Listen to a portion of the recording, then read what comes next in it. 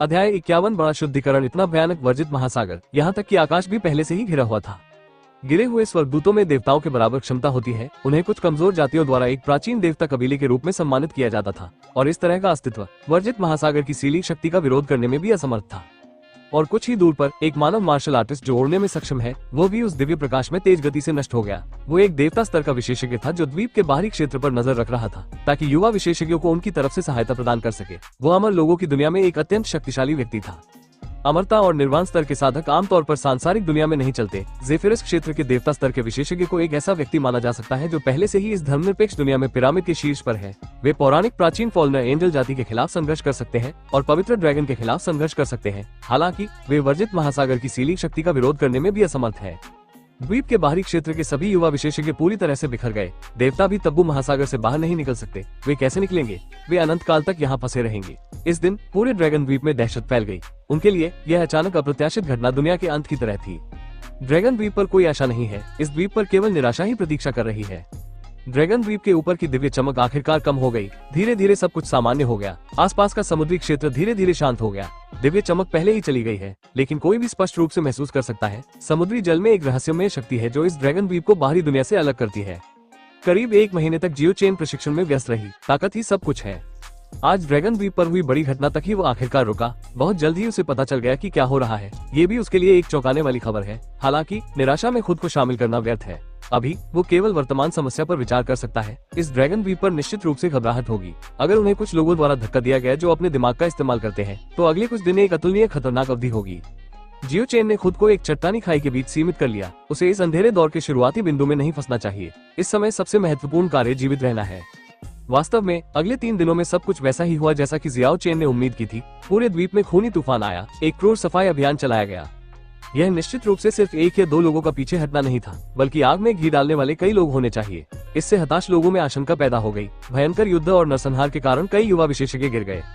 कोई फर्क नहीं पड़ता कि कहां, हमेशा कुछ षड्यंत्रकारी होते हैं। ये ड्रैगन द्वीप पर पहला सफाई अभियान है। ये बताना असंभव है कि पर्दे के पीछे कौन प्रेरक शक्ति थी। द्वीप के शांत होने के बाद ही कुछ सुराग मिल पाएंगे।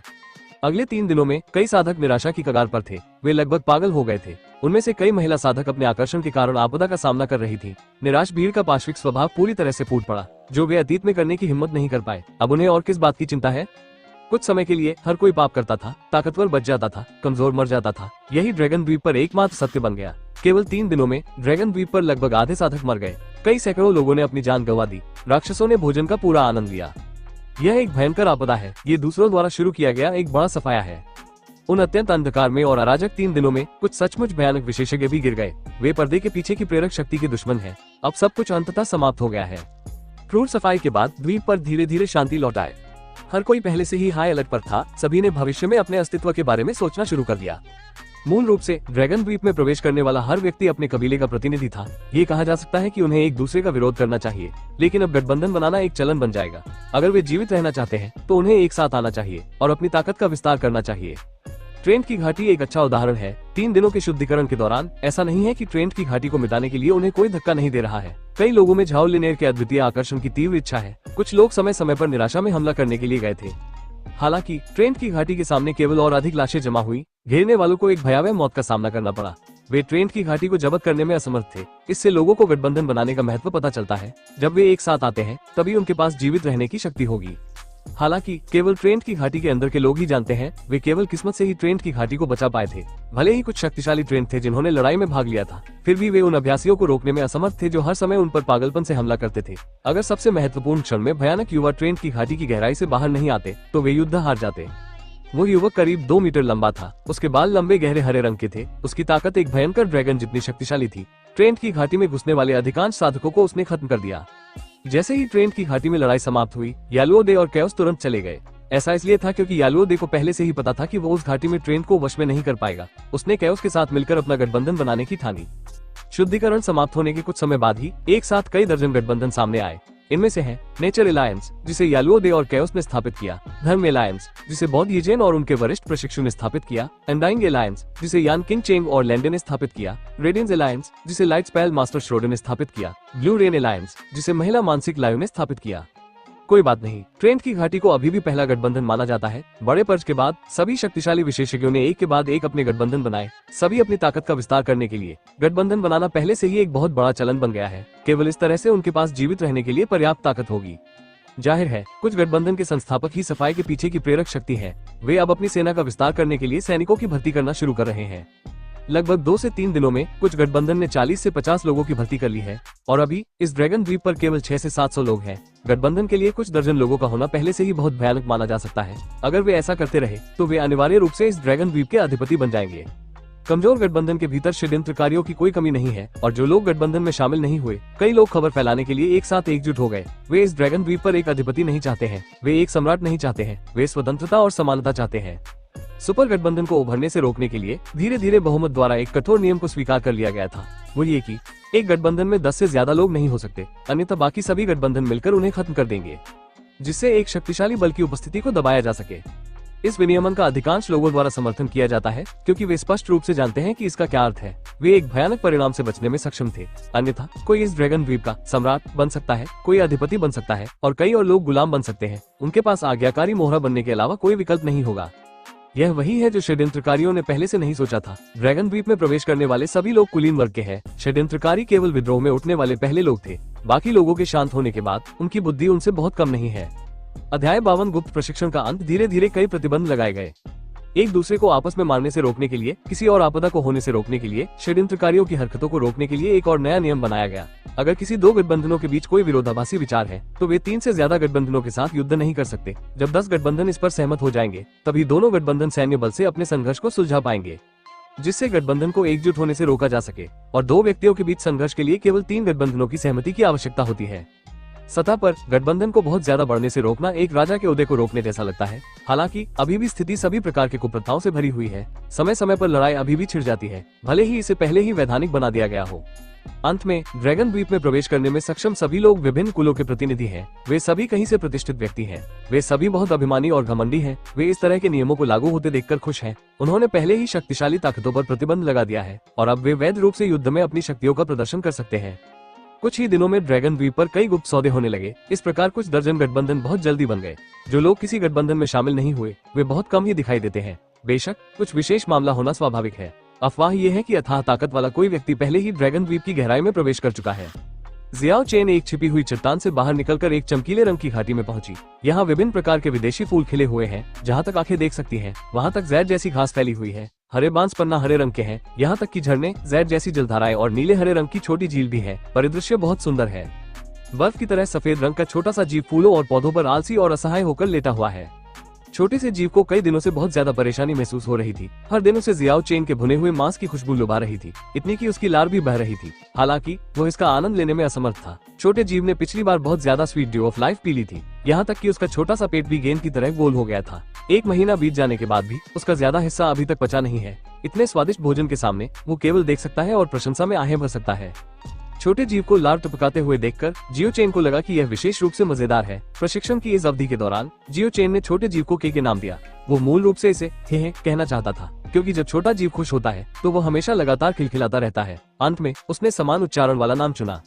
इस समयावधि में तीनों कंकालों ने काफी सफलता हासिल की। ये छोटे जीव द्वारा उन्हें दी गई मीठी ओस के क्रिस्टलीकरण के कारण था। शुरुआत में जियो चेन 3 कंकालों को क्रिस्टल को अवशोषित करते हुए देखकर थोड़ा चिंतित था। आखिरकार वे मरे हुए प्राणी हैं। उसे डर था कि ऊर्जा के विभिन्न गुणों के कारण संघर्ष होगा। हालांकि गहन निरीक्षण के बाद उन्होंने पाया कि यह एक अनावश्यक चिंता थी। वे वास्तव में किसी की कल्पना में उस तरह की दिवंगत आत्मा नहीं है। उनकी आध्यात्मिक रोशनी बुझी नहीं है। एक अर्थ में उनकी आत्माएं किसी इंसान की आत्मा से बहुत अलग नहीं है। वास्तव में उनकी आत्माएं एक औसत व्यक्ति की आत्मा से कहीं अधिक मजबूत है। क्रिस्टलीकृत स्वीट ड्यू ऑफ लाइफ का आकार सिर्फ एक छोटी उंगली के बराबर था, लेकिन इसमें मौजूद शुद्ध ऊर्जा अकल्पनीय थी। ये लगभग ड्रैगन क्रिस्टल के बराबर था और ठीक इसी क्रिस्टल की वजह से तीनों कंकाल आखिरकार एक बाधा को पार कर गए।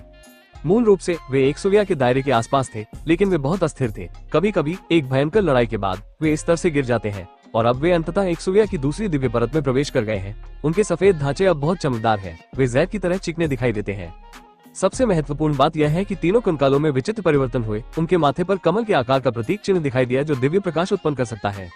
जियाओ चेन को स्पष्ट रूप से महसूस हो रहा था कि उस प्रतीक चिन्ह का निर्माण तीनों कंकालों के लिए बहुत फायदेमंद होगा। शायद क्रिस्टल से अधिकांश सार वहां इकट्ठा हो गया। कोई यह कह सकता है कि वे अंततः एक वास्तविक विशेषज्ञ बन गए हैं। वे अंततः जियो चेन के साथ शक्तिशाली दुश्मन के खिलाफ मुकाबला कर सकते हैं।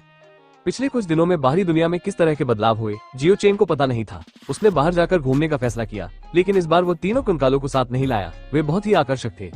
घने जंगल से अकेले ही आगे बढ़ते हुए वो अपने परिचित क्षेत्र में वापस आ गया। उसने जल्दी ही कई असामान्य स्थानों की खोज कर ली। कुछ समय बाद जियो चेन को आखिरकार पता चला कि गठबंधन के बारे में हाल ही में क्या हुआ था और अपने अस्तित्व के लिए बनाए गए नियमों के बारे में। उसने नियमों के बीच लाभ और नुकसान की सटीक पहचान की। सतह पर ऐसा लगता है कि ड्रैगन द्वीप पर कुछ अड़चने हैं, लेकिन लड़ाइयाँ पूरी तरह से वैध है। उसने चुपके से आगे बढ़ने की कोशिश की, लेकिन इस क्षेत्र में बहुत सारे अभ्यासी हैं। उसे अभी भी जल्द ही खोजा गया है। उसका चित्र एक बार एक बैनर पर चित्रित किया गया था। कुछ लोगों ने इसे पहले देखा है और भी अधिक लोग हैं जिन्होंने उसके बारे में सुना है। उसने एक बार ट्रेन की घाटी में बेरहमी से आग लगा दी और आधे क्षेत्र को नष्ट कर दिया। जियो चेन को अब एक सेलिब्रिटी के रूप में माना जा सकता है। ये सौभाग्य की बात है कि जियो चेन अब अपने ठिकाने पर नहीं है, चूंकि उसे पहले ही खोज लिया गया है। इसलिए वो खुलेआम पहाड़ी जंगल की ओर चला गया। चूंकि लड़ाई पहले ही वैध हो चुकी है, इसलिए वे स्वेच्छा से किसी को भड़का नहीं सकते। जियो चेन वास्तव में उस दिन का इंतजार कर रहा है जब झाओ लिनेर उसे कानूनी रूप से चुनौती देने के लिए आएगा। बहुत जल्द कुछ लोग उसके पास आए, लेकिन वह झाओ लिनेर नहीं था। वे जियाओ चेन को अपने गठबंधन में शामिल करना चाहते थे, लेकिन उसने उन्हें अप्रत्यक्ष रूप से अस्वीकार कर दिया। इसके बाद हर बार कोई न कोई सामने आया। कुछ गठबंधनों ने अपनी सद्भावना बढ़ाई, हालांकि उन सभी को जियाओ चेन ने शालीनता से ठुकरा दिया। वो अभी खुद को किसी खास गठबंधन से बांधना नहीं चाहता था। जब तक वो हाथियों के घर ड्रेको से कुछ ही दूर नहीं पहुंच गया, तब तक जियो चेन के पास अपने कदम रोकने के अलावा कोई विकल्प नहीं था। ऐसा इसलिए था क्योंकि किसी बीमार चेहरे वाले व्यक्ति ने उसका रास्ता रोक रखा था। ये वास्तव में कैओस था। क्या संयोग है, हम फिर से मिल रहे हैं। जियो चेन ने हल्की मुस्कान बिखेरी। कैओस का चेहरा बहुत उदास था। पिछली बार की लड़ाई उसके लिए अपमानजनक थी। जब उसने सुना कि जियाओ चेन ने अभी अभी इस क्षेत्र में प्रवेश किया है, तो वो तुरंत यहाँ आ गया। हालांकि पिछली बार उसे करारी हार का सामना करना पड़ा था, लेकिन उसके शरीर के भीतर की प्राचीन जानवर आत्मा उसके शरीर के साथ घुलने मिलने लगी थी। हालांकि इससे उसे बहुत झल्लाहट हुई, लेकिन धीरे धीरे उसका आत्मविश्वास वापस आ गया। वो पिछले अपमान को दूर करने के लिए जियाओ चेन से फिर से लड़ना चाहता था। आज एक दुर्लभ अवसर है, इस बार मैं तुम्हें चीर डालूंगा, कैओस ने दहाड़ते हुए कहा। उसका 3 मीटर लंबा शरीर जंगल की छाया के नीचे असाधारण रूप से भयानक दिखाई दे रहा था। मैंने सुना है लड़ाइयाँ पहले से ही वैध है। क्या हमें गवाह के तौर पर किसी को नहीं ढूंढना चाहिए? जियो चेन पूरी तरह से निडर था। वो कुछ हद तक सहज भी दिखाई दे रहा था। बेशक भले ही कैओस में एक जन्मजात जानवर जैसा स्वभाव था, लेकिन वो खुद से खिलवाड़ करने की हिम्मत भी नहीं करता था। आखिरकार नियम अभी हाल ही में तय किए गए हैं। वो नियम तोड़ने वाला पहला व्यक्ति नहीं बनना चाहता था। शायद वो वास्तव में उन महत्वाकांक्षी लोगों द्वारा एक उदाहरण के रूप में इस्तेमाल किया जा सकता है और अपने स्वयं के विनाश को आमंत्रित कर सकता है। इस क्षेत्र में बहुत सारे अभ्यासी हैं। खबर तुरंत फैल गई। 3 गठबंधन संस्थापक तुरंत मौके पर आ गए। उन्होंने सर्वसम्मति से तस्लीम को मंजूरी दे दी, लेकिन अखाड़ा उन्हें ही चुनना होगा। यह क्षेत्र हाथियों और ड्रेको के क्षेत्र के बहुत करीब है। भयंकर ड्रैगन को डराने से बचने के लिए उन्हें यहाँ से बहुत दूर रहने की जरूरत है। खबर बिजली की गति से फैल गई। आखिरकार गठबंधन के गठन के बाद से सभी प्रकार के नियमों को लागू करने के बाद ये पहली कानूनी लड़ाई है। यह एक बड़ा आकर्षण है। कुछ ही देर बाद सैकड़ों लोग नए निर्धारित क्षेत्र में एकत्र हुए। कुछ दर्जन गठबंधन पहले ही आ चुके थे और यहाँ और भी लोग दौड़ रहे थे। अध्याय 53 भीषण युद्ध। 1 मिनट रुको। समाचार प्राप्त करने के बाद येलो डे अंततः लड़ाई शुरू होने से पहले आ गया। उसके पीछे नेचर एलायंस के सदस्य हैं जिसे येलो डे और कैओस ने स्थापित किया था। येलो डे के चेहरे पर बहुत ही भद्दा भाव था। वह नहीं चाहता था कि कैओस के साथ कुछ अप्रत्याशित हो, इसलिए वो जोर से चिल्लाया। कोई और पहले जियो चेन से लड़ना चाहता था। घटनास्थल पर मौजूद सैकड़ों अभ्यासियों में से कई ने येलो डे का उपहास किया। कुछ लोग उदासीन बने रहे क्योंकि यह उनके लिए कोई चिंता का विषय नहीं है। वे तब तक ठीक है जब तक वे एक सार्थक जीवन और मृत्यु की लड़ाई देख सकते हैं। कैओस का चेहरा पीला पड़ गया। हालांकि उसे पता था कि येलो डे उसके बारे में चिंतित है, फिर भी वो बहुत गुस्से में था। इतने सारे दर्शकों के सामने उसे बेहद शर्मिंदगी महसूस हुई। कोई और है जो मुझे चुनौती देना चाहता है? कैओस, तुम क्या सोचते हो? अगर तुम मुझे 2 बनाम 1 की लड़ाई में चुनौती देना चाहते हो, तो मैं उसे तुम्हारे साथ मिलकर मुझसे लड़ने की अनुमति भी दे सकता हूँ। जियाओ चेन जानता था कि कैओस के लिए सहमति देना असंभव था। हालांकि येलो डे के संकेत पर नेचर एलायंस से एक स्पेल मास्टर उड़कर आया। उसने जियाओ चेन के प्रस्ताव को स्वीकार कर लिया और दर्शकों से ऊंची आवाज में कहा, अच्छा, चूंकि जियाओ चेन पहले ही सहमत हो गया है, तो मैं भी उसे चुनौती दूंगा। ये बहुत ही बेशर्मी है। वे बहुत मोटी चमड़ी वाले हैं। जियो चेन ने कभी नहीं सोचा था येलो डे किसी को ऐसा करने के लिए उकसाएगा। उन्होंने अपने सारे चेहरे पूरी तरह से उतार फेंके हैं। प्रकृति गठबंधन के संस्थापक के रूप में येलो डे ने लड़ाई को मंजूरी देने की पहल करने के लिए अपने स्वयं के गठबंधन का प्रतिनिधित्व किया और दूसरा अनुमोदन करने वाला ट्रेंट की घाटी से गठबंधन था। झाओ लिनेर भी कुछ ही समय पहले पहुंचे थे। अपनी स्वीकृति व्यक्त करने वाला तीसरा गठबंधन फ्लिपरिंग क्लाउड नामक गठबंधन था। संस्थापक लिमियो नामक एक सुंदर लड़की है। जियो चेन को पहले कभी इस तरह की महिला को अपमानित करना याद नहीं है, लेकिन ये देखने के बाद कि वो येलो डे से बहुत दूर नहीं खड़ी है, वो तुरंत समझ गया। दोनों गठबंधन एक ही शाखा से आए थे। बहुत से लोग उन पर व्यंग्य कर रहे थे। ये वास्तव में बहुत ज्यादा है। कैओस ने गुर्राहट की। उसने अपनी ओर उड़ते हुए स्पेल मास्टर का सामना किया और चिल्लाया, नीचे उतरो। अगर तुमने मेरे और जियाओ चेन के बीच की लड़ाई में खलल डालने की हिम्मत की तो मैं सबसे पहले तुम्हें चीर डालूंगा। सुनहरे बालों वाले स्पेल मास्टर का नाम डेमियन था। वो घबरा गया था और उसका चेहरा पीला पड़ गया था। मूल रूप से जब वो कैओस की मदद करने के लिए दौड़ना चाहता था तो वो पहले से ही दूसरों द्वारा उपहास किया गया था और अब उसे कैओस द्वारा फटकार भी मिली। उसका रंग तुरंत बदल गया। उसने गुस्से में अपनी आस्तीनें समेटी और अखाड़े से बाहर निकल गया। मैं अपनी कसम खाता हूँ, अगर कोई भी हमारी लड़ाई में खलल डालने की हिम्मत करता है तो मैं तुम्हें तब तक नहीं जाने दूंगा जब तक हम दोनों में से कोई एक मर नहीं जाता। जंगल के भीतर गहरी और धीमी जानवरों जैसी चीख गूंज उठी। ये शैतानी आभा से भरपूर थी। यालुओ दे असहाय महसूस कर रहा था। सुनहरे बालों वाले स्पेल मास्टर डेमियन का रंग पीला पड़ गया। लड़ाई से पहले की छोटी सी घटना इस तरह समाप्त हो गई। अराजकता ने एक बहुत बड़ी दहाड़ लगाई जिससे जंगल के पेड़ हिल गए। वो बेहद क्रूर दिखाई दे रहा था। उसकी आंखों से धीरे धीरे हरे रंग की अशुभ चमक निकल रही थी। अनावश्यक शब्दों पर और अधिक समय बर्बाद किए बिना उसके 3 मीटर लंबे राक्षसी शरीर से एक अत्याचारी आभा निकल रही थी। लंबे भूरे पीले बालों वाला पूरा सिर उन्माद में नाच रहा था। वो अतुलनीय रूप से क्रूर दिखाई दे रहा था। 2 विशाल राक्षस लगभग 10 मीटर लंबे पूरी तरह से दिव्य चमक से बने थे। उन्होंने एक ऐसी शैतानी आभा छोड़ी जो आत्मा को भी हिला देगी। राक्षस अब अराजकता के पीछे तैर रहे हैं। एक ऊर्जा परिवर्तित हरा दिव्य भेड़िया है, दूसरा ऊर्जा परिवर्तित पीला बाघ है। उनके विशाल आकृतियों से हल्की सी दिखने वाली गुर्राहट की लहरें निकलती हैं जो लोगों को घबरा देती हैं। वे अराजकता को बहुत भयावह बना देते हैं। क्रूर जानवर उसकी रक्षा कर रहे हैं। अराजकता जानवरों के राजा की तरह लग रही थी। उसके शरीर के चारों ओर एक दिव्य चमक छाई हुई थी। वो पागलों की तरह चिल्लाया और जियाओ चेन की ओर दौड़ा। उसके विशाल पंजों की जोड़ी ने अंतरिक्ष को लगभग चीर दिया। हरे पीले चमकदार चमक ने अंतरिक्ष में विकृति पैदा कर दी।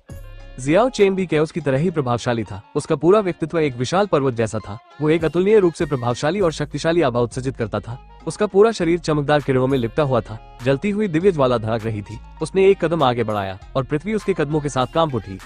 एक निर्दयी प्रहार। जियो चेन ने अपने दोनों हाथों से बार बार एक चमकदार दिव्य चमक जारी की। वे दिव्य ब्लेड की तरह हैं जो पूरे आकाश को कवर करते हैं।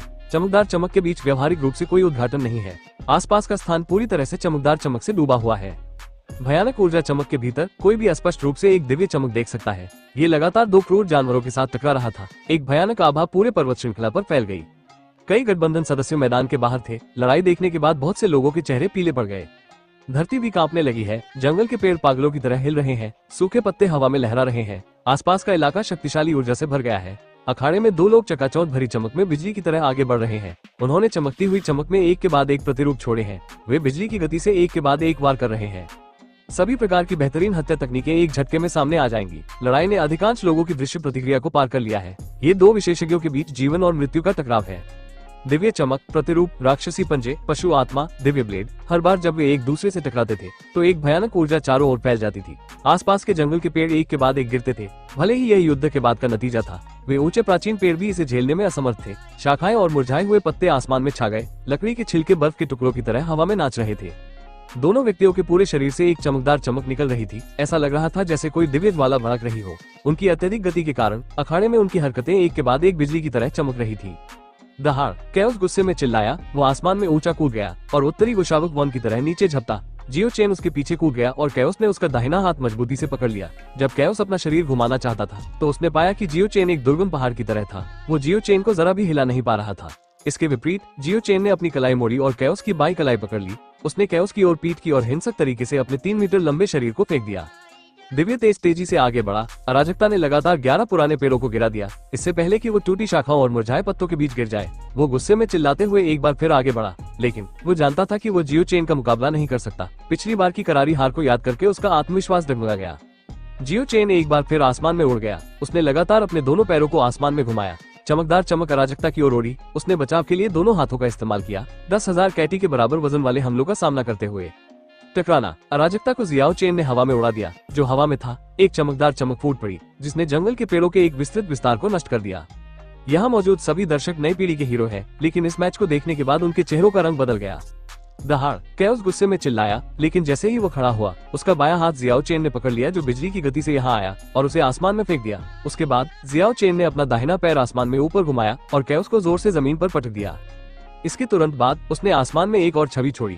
उसके दोनों पैर कैओस की छाती पर मजबूती से टिके हुए थे। अगर वह हमला लक्ष्य से चूक नहीं जाता तो उसका शरीर अनिवार्य रूप से फट जाता। कैओस को अभूतपूर्व भय महसूस हो रहा था। पिछली बार की लड़ाई ने पहले ही उसके दिल में एक छाया छोड़ दी थी और इस बार एक और करारी हार का सामना करने के लिए उसने अपनी सारी हिम्मत खो दी थी। बचने के लिए उसने जल्दी से अपने शरीर को घुमाया।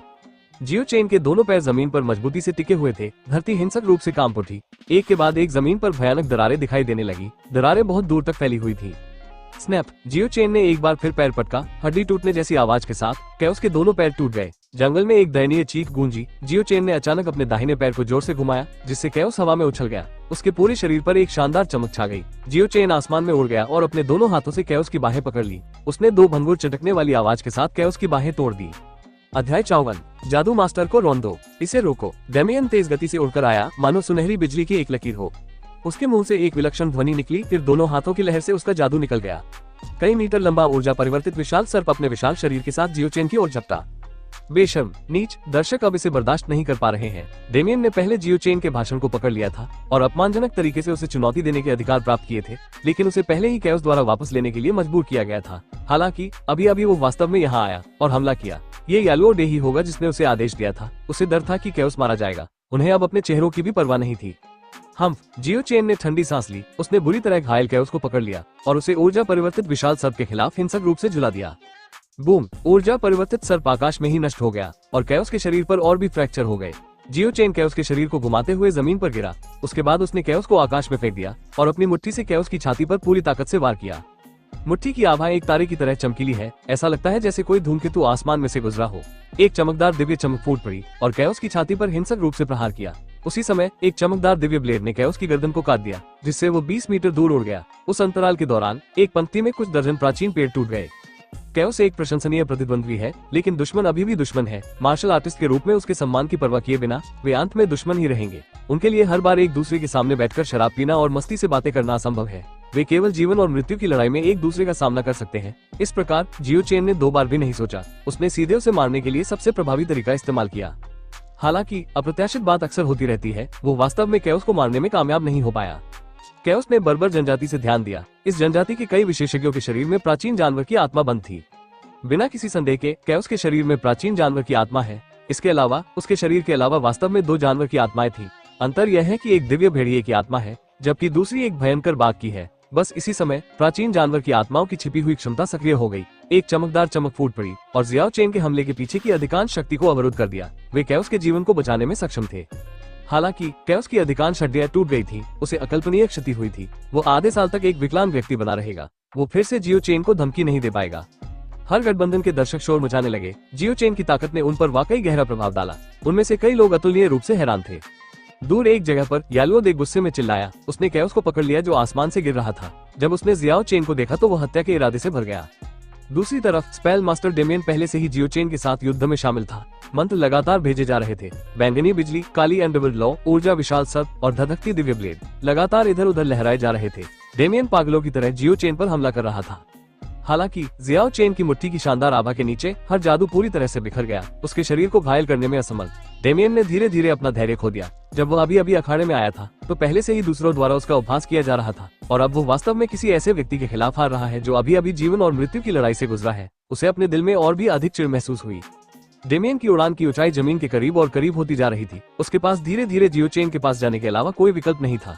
ऐसा इसलिए था क्योंकि जियो चेन बहुत शक्तिशाली था। लंबी दूरी से भेजे गए मंत्र जियो चेन को कुछ नहीं कर पा रहे थे, लेकिन ऐसा करने से कोई परिणाम नहीं निकला। इससे केवल जियो चेन को अपना उद्देश्य पूरा करने में मदद मिली। जियाओ चेन ने युद्ध में अवसर को बहुत ही ध्यान से पकड़ा, जैसे कि उसके लंबे और सीधे शरीर पर एक क्षणभंगुर प्रकाश ने कब्जा कर लिया हो। उसने जंगल में एक छवि छोड़ दी। जियाओ चेन प्रकाश की एक किरण में बदल गया और एक लंबे प्राचीन पेड़ के ऊपर से निकल गया। इसके तुरंत बाद वो आसमान में उड़ गया। असंख्य दर्शकों की अकल्पनीय निगाहों के सामने जियाओ चेन खाली आसमान पर चल पड़ा। वो आसमान में तेज गति से भागा, एक रोशनी की लकीर में बदल गया और पीछे कुछ छवियां छोड़ गया। ये तब तक चलता रहा जब तक कि उसने आखिरकार डेमियन के शरीर पर पैर नहीं रख दिया। फिर उसने डेमियन पर पैर रखने के लिए दोनों पैरों पर जोर लगाया, जिससे वो एक दयनीय चीख निकाल गया। जियाओ चेन के शरीर का भार उठाते हुए डेमियन आसमान से गिर गया। बूम! जमीन पर उतरने के बाद डेमियन की आधी से ज्यादा हड्डियां टूट चुकी थी। जियाओ चेन ने हल्के से अपना दाहिना हाथ पीछे की ओर हिलाया। वो बिना पीछे देखे ही बड़े बड़े कदमों से चला गया। एक चमकदार दिव्य चमक गुजरी। डेमियन का सिर उसकी गर्दन से नीचे गिर गया। ताजा खून बह निकला। यह वाकई बहुत चौंकाने वाला है। इसे क्लासिक लड़ाई भी कहा जा सकता है। उड़ने में सक्षम एक स्पेल मास्टर को वास्तव में एक मार्शल आर्टिस्ट ने रौंद दिया। ये बिल्कुल अकल्पनीय है। यह निश्चित रूप से एक स्पेल मास्टर का सामना करने के लिए एकदम सही शिक्षण सामग्री बन जाएगी। दर्शकों में से कई लोग इसे और बर्दाश्त नहीं कर सके और उन्होंने जयकारे लगाए। जियो चेन को भर्ती करने का इरादा कई गठबंधनों के मन में पैदा हुआ था। काफी लोग उसके साथ इस मामले पर चर्चा करना चाहते थे। शानदार मैच का पर्दा इसी के साथ बंद हो गया। बहुत से लोग इसके बारे में बात कर रहे हैं। गठबंधन की स्थापना के बाद ये पहली कानूनी लड़ाई है। यह एक बेहद शानदार लड़ाई भी थी। जियो चेन इस ड्रैगन द्वीप पर अनिवार्य रूप से प्रसिद्ध हो गया था। बहुत से लोगों ने जियाओ चेन के प्रति अपनी सद्भावना व्यक्त की, लेकिन उन सभी को जियाओ चेन ने अप्रत्यक्ष रूप से अस्वीकार कर दिया। वो खुद को किसी खास गठबंधन में बांधना नहीं चाहता था। 1. हाल ही में जो कुछ हुआ था उसके बारे में वो पहले से ही जानता था। वो जानता था कि ड्रैगन द्वीप बहुत दिलचस्प और बहुत क्रूर हो जाएगा। उसकी राय में अगर किसी के पास पर्याप्त ताकत है तो वो सब कुछ हासिल कर सकता है, अन्यथा उसे सभी तरह के खतरों का सामना करना पड़ सकता है। उसने पहले ही सुना था कुछ खूबसूरत महिला चिकित्सकों ने एक निश्चित गठबंधन के संस्थापक को अपने बिस्तर पर आमंत्रित किया था, और आज उसने आखिरकार इसे व्यक्तिगत रूप से अनुभव किया। वास्तव में एक सेक्सी और आकर्षक महिला चिकित्सक उसकी ओर एक गुलाबी झंडा 2 बढ़ा रही थी। जियो चेन एक साधारण आदमी है, वो एक खूबसूरत महिला की ओर उतना ही आकर्षित है, लेकिन फिर भी उसने अंत में उसे अस्वीकार कर दिया। वो स्पष्ट रूप से जानता है कि उसे अब क्या करना चाहिए। सबसे महत्वपूर्ण बात यह है कि इस खतरनाक ड्रैगन द्वीप पर मजबूत बनने के लिए कड़ी मेहनत करनी चाहिए। बाकी के लिए भविष्य में बहुत सारे अवसर है। बड़ी लड़ाई के बाद जियाओ चेन बहुत शांत था। खतरनाक और रोमांचक ड्रैगन द्वीप जियाओ चेन के लिए उतना भयानक नहीं है। इसके विपरीत उसे लगा कि ये द्वीप अवसरों और चुनौतियों से भरा हो सकता है। कुछ लोग खुश थे, स्वाभाविक रूप से कुछ ऐसे भी थे जो खुश नहीं थे। फिलहाल येलो डे द्वारा स्थापित नेचर एलायंस गुस्से में था, और ट्रेंट की घाटी के लिए भी यही था। झाओ लिनेर परिणाम से कैसे खुश हो सकता था। अमर गठबंधन के भीतर लैंडे को खबर की भनक लगने के बाद वो चकित रह गया। वो और यान किंग चेन दोनों ही युद्ध देखने नहीं गए। उसे विश्वास नहीं हो रहा था कि कैओस को जियो चेन के हाथों करारी हार का सामना करना पड़ेगा। असाधारण रूप से सुंदर यान किंग चेन शानदार झरने के सामने खड़ी थी। उसने भी आश्चर्य का हल्का सा रंग दिखाया। जियो चेन की ताकत उसकी उम्मीद से कहीं ज्यादा थी। लैंडे के चेहरे पर धीरे धीरे बर्फ सी मुस्कान उभरी। फिर उसने कहा, बहुत दिलचस्प आदमी है, मैं खुद जाकर उसका हुनर परखूंगा। जल्दबाजी में काम मत करो। अफवाह के अनुसार जीतना बहुत मुश्किल होगा, भले ही तुम उससे ज्यादा ताकतवर हो। वो अपनी क्षमता को छिपाना जानता है। यान किंग चेन का व्यवहार असाधारण था, मानो वो किसी के सबसे अजीब सपने से उभरी हो। हम तो क्या हुआ अगर वो अपनी असली ताकत छुपा रहा है। मैं भी कुछ हद तक रोक रहा था। 3. अध्याय 55 अकेले में दोस्ती। ड्रैगन द्वीप पर कई गठबंधन है। जियो चेन भी बिना किसी समर्थन के आगे नहीं बढ़ना चाहता था। किसी खास गठबंधन में शामिल होना जरूरी नहीं है, लेकिन वो कम से कम कुछ लोगों से दोस्ती करना चाहता था, ताकि वे भविष्य में एक दूसरे की मदद कर सके। वो गुप्त रूप से बौद्ध यूजेन के दर्शन करना चाहता था। इस बार वो विशेष रूप से सावधान था। घने प्राचीन जंगल से गुजरते समय वो किसी के द्वारा पकड़ा नहीं गया। वो सुंदर परिदृश्य के साथ एक पर्वत श्रृंखला पर उभरा। ये वास्तव में धर्म गठबंधन का स्थान है। पर्वत श्रृंखला के लुभावने परिदृश्य के बगल में आकाश में जितने तारे हैं उतने ही पेड़ के घर भी हैं। वे जंगल के पहाड़ पर झुके हुए हैं। यह एक बहुत ही रचनात्मक अवधारणा है। ये वास्तव में एक अपरंपरागत दुनिया है जहाँ सच्चे विशेषज्ञ एकांत में रहते हैं। किसी तरह की सहज बुद्धि पर पूरी तरह भरोसा करते हुए जियाओ चेन एक पेड़ के घर की ओर चल पड़ा। जब वो उस जगह से कुछ दर्जन मीटर दूर था तो एक पेड़ के घर का दरवाजा खुल गया था। बौद्ध यूजेन को वाकई एक तेज अंतर्ज्ञान था। इस बीच कुछ ही दूरी पर एक और पेड़ के घर का दरवाजा भी धक्का देकर खोला गया। दूसरा युवा भिक्षु दरवाजे पर झुका हुआ था। जियो चेन जानता था कि यह वही वरिष्ठ प्रशिक्षु होगा जिसका उल्लेख बौद्ध यूजेन हमेशा करता था। जियो चेन, मुझे पता था कि तुम अंततः मुझे खोजने आओगे। बौद्ध यूजेन ने खिलखिलाकर मुस्कुराया। भूरे कपड़े पहने भिक्षु जो आ रहा है वास्तव में बौद्ध यूजेन का वरिष्ठ प्रशिक्षु है। उसका धार्मिक नाम यीची है, और बौद्ध यूजेन की तरह ही उसने जियाओ चेन को भिक्षा देने वाला नहीं कहा। उसने खुद को एक बुद्धिमान भिक्षु भी नहीं कहा। भले ही वे बौद्ध भिक्षु है, लेकिन उनका शिष्टाचार एक साधारण व्यक्ति से बहुत अलग नहीं है। दोनों युवा भिक्षु बहुत मिलनसार है। यूजेन ने हंसते हुए कहा, अब आप एक सेलिब्रिटी है। जियाओ चेन की सारी आत्मरक्षा ने उसे वास्तव में एक सेलिब्रिटी बना दिया था। उसने ट्रेंट की घाटी को जलाने के लिए एक बहुत बड़ी आग लगा दी, जिससे झाओ लिनेर की टीम के दांत खट्टे हो गए। और आज कैओस के साथ टकराव पहली कानूनी लड़ाई थी। ये बहुत ही आकर्षक था। उसके बाद वो डेमियन द स्पेल मास्टर को खाली आसमान से नीचे रौंदने तक चला गया। उसके द्वारा कुछ दर्जन गठबंधन चौंक गए। हमारे गठबंधन में शामिल होने के बारे में आपका क्या विचार है? क्या तुम्हें डर नहीं है कि मैं तुम्हारे लिए बड़ी समस्या खड़ी कर दूंगा? जियो चेन ने हंसते हुए कहा, तुम्हें पता होना चाहिए कि मैंने बहुत से लोगों को नाराज किया है। ट्रेंट की घाटी के वे लोग मुझसे नफरत करते हैं। मेरे येलो डे और कैओस के बीच भी यही स्थिति है। हम बिल्कुल आग और पानी की तरह हैं। बगल में बैठे बौद्ध यूची ने हंसते हुए कहा, हमने अफवाह सुनी है। आज तुमने क्रूर शक्ति से अराजकता को कुचल दिया। बर्बर जनजाति के उस पागल आदमी को तब तक पीटा जब तक वो डर नहीं गया, और तुमने जादू के मास्टर डेमियन को भी रौंद दिया। तुमने बिना किसी प्रयास के पूरी जीत हासिल कर ली। तुम वाकई एक सच्चे विशेषज्ञ हो। यूजेन ने हंसते हुए कहा, मुझे उम्मीद नहीं थी कि ऐसा समय आएगा जब मैं भी निर्णय लेने में गलती करूंगी। मैं पहले भी तुम्हारे बारे में चिंतित थी। मुझे उम्मीद नहीं थी कि तुम अराजकता को पूरी तरह से दबा सकती हो। अगर तुम हमारे साथ जुड़ जाओ तो तुम्हें इतनी चिंता करने की जरूरत नहीं है। जियो चेन मुस्कुराया और अपना सिर हिलाया। फिर उसने कहा, मैं आप लोगों को बहुत अधिक परेशानी नहीं देना चाहता। हालांकि मैं आपकी दयालुता की सराहना करता हूँ।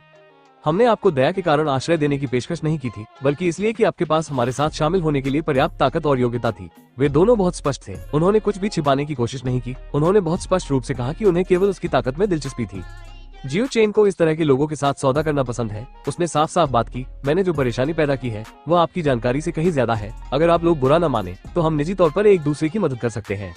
भले ही मैं सही तौर पर आपके गठबंधन में शामिल नहीं हुआ, लेकिन अगर आप लोग किसी संकट का सामना कर रहे हैं तो मैं निश्चित रूप से मदद करने आऊंगा। इसी तरह अगर मैं मुसीबत में पड़ जाता हूँ तो मैं चाहता हूँ कि आप लोग मेरी मदद करने आए। इस तरह हम एक गठबंधन बना लेंगे, लेकिन आप लोगों को मेरी वजह से कोई परेशानी नहीं होगी। बौद्ध येजेन और यीची एक ही समय में दिल खोलकर हंसे। उन्होंने प्रस्ताव को खुशी से स्वीकार कर लिया। ये प्रस्ताव उनके लिए बहुत अच्छा था। एक बात है जो जियाओ चेन को हर हाल में पुष्टि करनी होगी, अन्यथा वो बेहद चिंतित और परेशान हो जाएगा। वो जानना चाहता था कि घाटी में ट्रेन से विकसित वो युवक झाओ लिनेर और उसके गिरोह के साथ है या नहीं। जियाओ चेन को उस ट्रेन के बारे में एक गहरी आशंका थी, जिसकी आभा एक भयंकर ड्रैगन की तरह शक्तिशाली थी। बौद्ध येजेन वास्तव में उस ट्रेन के अस्तित्व के बारे में जानते हैं। ये खबर यालुओ दे द्वारा फैलाई गई थी। उन्होंने दावा किया कि वे उस ट्रेन की सीमाओं को देखने में असमर्थ थे। इस वजह से कई गठबंधन ट्रेन की घाटी से भयभीत है। हालांकि अफवाहों के अनुसार वो शक्तिशाली ट्रेन वर्तमान में खुद ही प्रशिक्षण ले रहा है। किसी को भी घाटी की गहराई में प्रवेश करने की अनुमति नहीं है। इसके अलावा उसके दबाव में ट्रेन को उसके अधिकार के बिना घाटी छोड़ने की अनुमति नहीं है। ये खबर सुनने के बाद जियो चेन के दिल की बेचैनी गायब हो गई। भाई येजेन, मैं जानना चाहता हूँ कि यान किंग चेंग और उसके साथी प्रशिक्षुओं के बीच कैसा रिश्ता है। जियो चेन ने इस तरह का सवाल क्यों पूछा? इसका एक कारण है। अमर राजा द्वारा मानव दुनिया में पीछे छोड़ी गई नींव के बीच भी संघर्ष मौजूद था। वे हमेशा एक दूसरे के साथ प्रतिस्पर्धा करते थे। कई साथी प्रशिक्षु आग और पानी की तरह थे। वो वास्तव में जानना चाहता था कि क्या इस तरह की स्थिति अमर दुनिया में भी सच है या नहीं। अगर ऐसा है तो शायद वो इस बिंदु पर वांग जीफेंग और लियू यू के मामले को उजागर कर सकता है। ऐसा लगता है कि वे आपस में मिलजुल कर नहीं रहते। उनके बीच हमेशा अंदरूनी कलह होती रहती है। अन्यथा यान किंग चेंग भी लैंडे के साथ मिलकर काम नहीं करते और अपने बाकी साथी प्रशिक्षुओं को छोड़ नहीं देते। बौद्ध येजेन ने उसके सवाल का जवाब दिया, लेकिन वो थोड़ा हैरान था। इसलिए उसने पूछा, आप ये क्यों पूछ रहे हैं? कुछ शब्दों में समझाना मुश्किल है, क्योंकि दो भाइयों ने पूछताछ की है। मैं भी कुछ नहीं छिपाऊंगा। मुझे आप दोनों पर पूरा भरोसा है, भले ही वो उन पर भरोसा करे या नहीं। जियो चेन को खुद को स्पष्ट करने के लिए अपने भाषण का उपयोग करना चाहिए। मैंने पहले वांग जीफेंग और लियू यू को मार दिया था। क्या? गंभीरता से बौद्ध येजेन और बौद्ध येची बहुत चौंक गए। जियो चेन ने एक बार पूरी स्थिति पर संक्षेप में विचार किया। अगर झाओ लिनेर को भी इस मामले के बारे में पता नहीं होता तो वो इस मामले को पूरी तरह से अनसुलझा छोड़ सकता था। अब उसे पहले से कुछ तैयारी करनी चाहिए, अन्यथा अगर झाओ लिनेर ने यान किंग चेंग को सूचित किया तो उसका दुर्भाग्यपूर्ण अंत होना तय है। चूंकि यान किंग चेंग अपने साथी प्रशिक्षुओं के साथ अच्छी तरह से नहीं मिलती है, इसलिए वो बौद्ध येजेन के माध्यम से गलतफहमी को दूर करना चाहता था। ऐसा इसलिए नहीं है क्योंकि जियाओ चेंग कमजोर और डरपोक है। जो लोग स्पष्ट रूप से उसके दुश्मन हैं, उनके खिलाफ वो कभी समझौता नहीं करेगा। लेकिन जो लोग उसके दुश्मन बनने की संभावना रखते हैं, उनके लिए वो शांतिपूर्वक समाधान करने की कोशिश करना चाहता है। कोई भी व्यक्ति हर जगह स्वेच्छा से दुश्मनी करना पसंद नहीं करता। जियो चेन उस तरह का पागल नहीं है जो सिर्फ मारना जानता हो। अब स्थिति बहुत जटिल है। वो अपने दुश्मन को जितना हो सके उतना कम करना चाहता है। हालांकि अगर वे इसे शांतिपूर्ण तरीके से हल करने में विफल रहे और दुश्मन के रूप में वर्गीकृत किए गए, तो वह अनिवार्य रूप से उनके साथ वैसा ही व्यवहार करेगा जैसा उसने कैओस के साथ किया था। वो उन पर बिल्कुल भी नरमी नहीं बरतेगा। वास्तव में जियो चेन वास्तव में यान किंग चेंग और लैंडे के साथ एक निर्णायक लड़ाई करना चाहता था। वो पहले से ही दोनों द्वारा पूरी तरह से तिरस्कृत था। वो वास्तव में दो व्यक्तियों को दबाने के लिए पूरी ताकत का उपयोग करना चाहता था और उनके अभिमानी रवैये को टुकड़े टुकड़े करना चाहता था। संक्षिप्त कहानी सुनने के बाद बौद्ध येची ने गहरी सांस ली और कहा, जब समय सही हो तब तुम अपना कदम उठाओ। भाई शियाओ चेन वास्तव में निर्णायक है, अन्यथा तुम्हें उन दोनों के खिलाफ मुश्किल समय का सामना करना पड़ सकता है। येची खाली बात नहीं कर रहा है। वांग जीफेंग और लियू यू दोनों बहुत मजबूत थे। अगर जियो चेन ने अत्याचारी ड्रैगन की कान भेदी दहाड़ का फायदा नहीं उठाया तो परिणामों की भविष्यवाणी करना बहुत कठिन होगा। येजेन को जियाओ चेन का विचार समझ में आया। उसने हंसते हुए कहा, मैं कोशिश करूंगा, लेकिन यान किंग चेंग बहुत जिद्दी है। दूसरे लोगों के लिए उसके सोचने के तरीके को प्रभावित करना बहुत मुश्किल है। भले ही वो अपने साथी प्रशिक्षुओं के प्रति शत्रुतापूर्ण हो, वे एक ही गुट से हैं। इसमें उनके गुट के सम्मान की समस्या शामिल है। तुम्हारी परेशानी के लिए धन्यवाद भाई येजेन। जियो चेन को भी उम्मीद नहीं थी कि इससे संघर्ष पूरी तरह से हल हो जाएगा। अगर यह असंभव है तो यह एक लड़ाई है। पीछे हटना हमेशा विवाद को निपटाने का सबसे खराब तरीका होता है। अधिक प्रभावी तरीका तब तक लड़ना है जब तक कि विरोधी पक्ष आपसे डर न जाए। बेशक ये तभी संभव है जब आपके पास उस तरह की ताकत हो। जियाओ चेन ने येजेन और उसके साथी प्रशिक्षुओं को विदा करने के बाद वो एक ऐसे क्षेत्र से गुजरा जहां बहुत सारे लोग थे। कुछ अभ्यासी इस विशाल जंगल में कुछ चर्चा कर रहे हैं। ऐसा लगता है कि कोई गठबंधन है जो जियाओ चेन को चुनौती देना चाहता है। गठबंधन के सभी 10 लोग एक व्यक्ति को चुनौती देंगे। ये वास्तव में बहुत दबंग है।